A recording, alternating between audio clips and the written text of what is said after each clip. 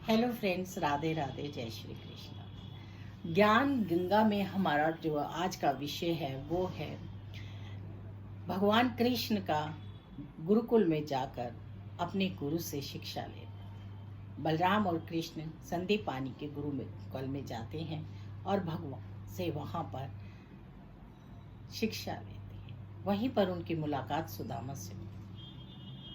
वो बहुत ही सुंदर चरित्र है। तो भगवान जब अपनी शिक्षा पूरी करते हैं तो उसके बाद बोलते हैं गुरु से कि आप अब वो सब काम करते हैं गुरु माँ के ऊपर के, जंगल से लकड़ियाँ भी लाते हैं, उनकी सेवा भी करते हैं। भगवान होकर भी वो ये शिक्षा देते हैं कि गुरुकुल में जाकर वो पढ़ाई करते हैं, ज्ञान प्राप्त करते हैं। इससे ये पता चलता है कि हमें ज्ञान की कितनी ज़रूरत है और ज्ञान कभी भी पूरा नहीं होता। उसके लिए कितने जन्म भी लगे रहो तो भी ज्ञान अधूरा ही होता है। हर दिन नया ज्ञान प्राप्त होता है।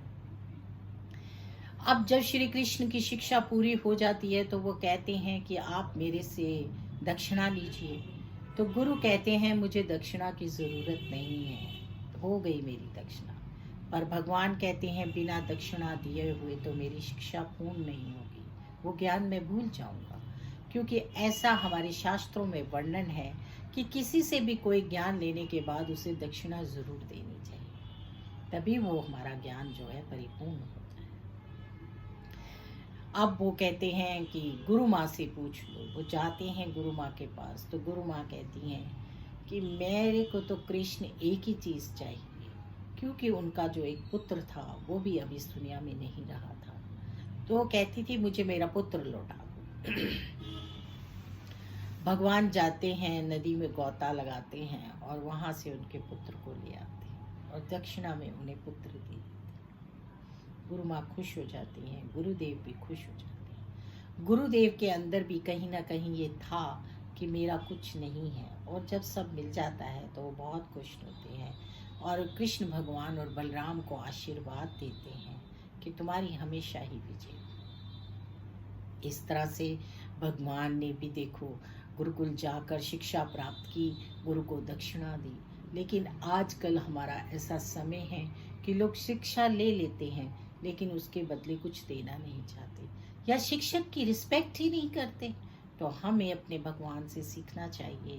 भागवत में इतना ज्ञान है कि हमें बाहर कहीं जाने की ज़रूरत नहीं है। अगर हम भागवत पढ़ते हैं या सुनते हैं, सत्संग में जाते हैं, कृष्ण की लीलाओं को, राम की लीलाओं को सुनते हैं तो जीवन वैसे ही सुंदर बन जाता है। तो अपने जीवन में अगर आप किसी कार्य को करते हैं या किसी से कोई कार्य कराते हैं तो उसका उसको दक्षिणा या उसका उसको मूल्य ज़रूर चुकाना चाहिए, नहीं तो वो आप पर ऋण बन जाता है। पर आज ऐसा कोई सोचता ही नहीं है।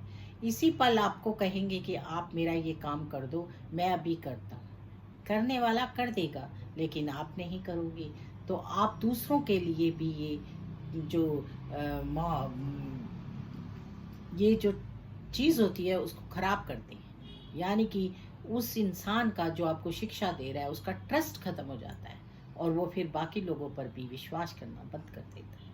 तो इसलिए सत्संग सुनिए, गुरुओं की शरण में रहिए, भगवान की लीलाओं का स्मरण कीजिए, बच्चों को भी कराइए और खुद भी कीजिए। आगे ज्ञान गंगा में बहुत ही सुंदर शुरू हो रहा है हमारा प्रसंग ओधो।